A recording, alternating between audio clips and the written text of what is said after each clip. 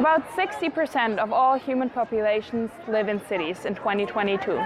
That number is estimated to grow to 70% in the next 30 years. So, cities are our habitat. There are the places where we are born, where we grow up, build our lives, and where we grow old one day. And that's what they should be designed for us, the people.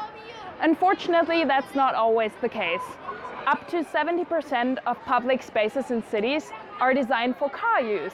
Up to 40% of that space is only dedicated for parking cars. Imagine how much space and thus quality of life we could add to our cities if instead of parking cars everywhere, we would use that space to spend some time for children to play or maybe to plant some trees.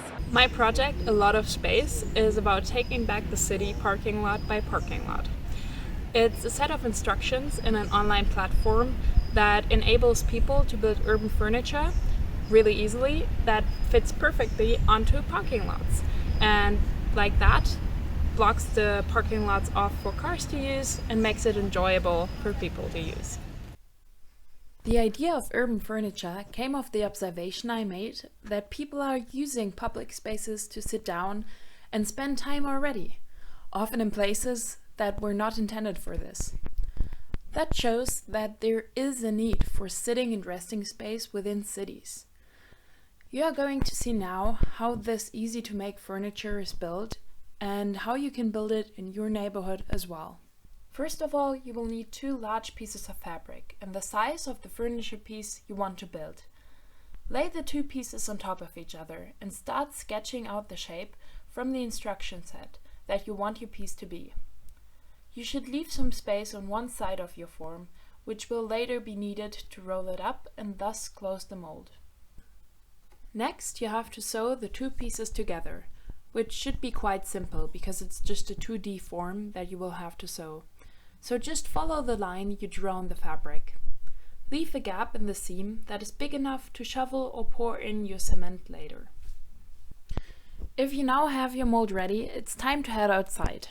Find a nice parking spot that you want to transform and lay out your mold. Now you can mix up your concrete. If you want, you can also add color at this point.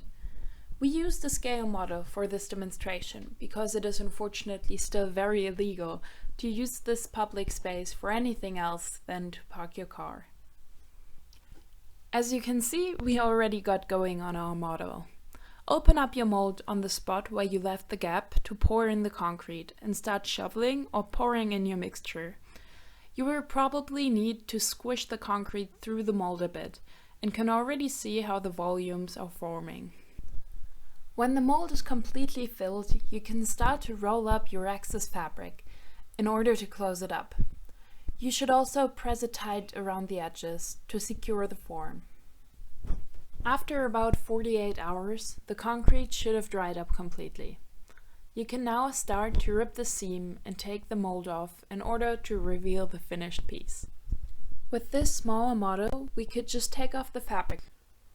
But in a real-sized setting, the mold can simply be cut away, just leaving the fabric that is trapped underneath the concrete that can't be removed. Here are a couple of visualizations of how the different pieces of fabric molded furniture might be used and how they could look in real size. Not only round forms like in the demonstration video are possible, but also pillow-like shapes are great forms to make with a fabric mold. The soft look together with the hard material creates a nice contrast, and the abstract forms offer itself for all kinds of uses, like sitting down and taking a rest, but it can also be great for children to play on. The pieces don't only have to be for sitting down, however. They can also be used to plant some greenery and thus further shape the neighborhood by making it greener. Since there are infinite forms that can be molded, what begins with just one piece of furniture and one parking lot can soon redefine a whole neighborhood. The furniture pieces are not just usable objects, however.